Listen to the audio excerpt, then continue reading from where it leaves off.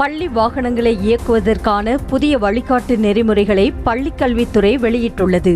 அவ்வாறு பள்ளி வாகனங்களுக்கான 32 வழிகாட்டு நெறிமுறைகள் வெளியிடப்பட்டுள்ளன.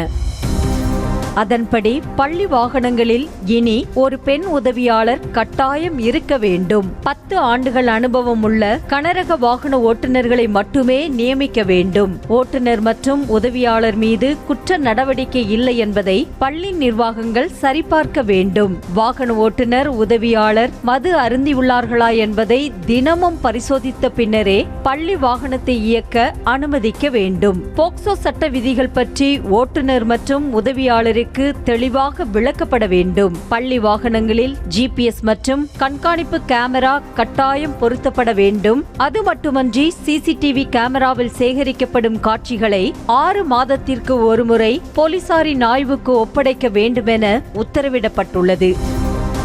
அது மட்டுமன்றி பள்ளி வாகனங்களில் முதலுதவி பெட்டி, தீயணைப்பு கருவி கட்டாயம் இருக்க வேண்டும். பிற வாகனங்களில் இருந்து பள்ளி வாகனங்களை பிரித்து காட்ட மஞ்சள் வண்ணத்தில் இருக்க வேண்டும். வாகனங்களில் அந்தந்த பள்ளியின் தொலைபேசி எண் எழுதப்பட்டிருக்க வேண்டும். வாகனங்களில் அவசர கால வழியிருத்தல் கட்டாயம். வேக கட்டுப்பாட்டு கருவி பொருத்தப்பட்டிருக்க வேண்டும். பள்ளி வாகனங்களின் ஜன்னல்களில் திரையோ வண்ண காகிதங்களோ ஒட்டக்கூடாது எனவும் தெரிவிக்கப்பட்டுள்ளது.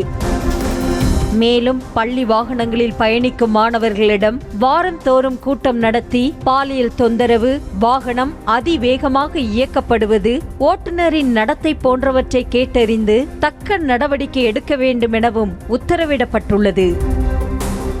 பள்ளி வாகனங்கள், ஓட்டுநர், உதவியாளர் குறித்த விவரங்களை பள்ளி தகவல் மேலாண்மை இணைய பக்கத்தில் 5ஆம் தேதி மாலைக்குள் சமர்ப்பிக்க மாவட்ட கல்வி அலுவலர்களுக்கு உத்தரவிடப்பட்டுள்ளது.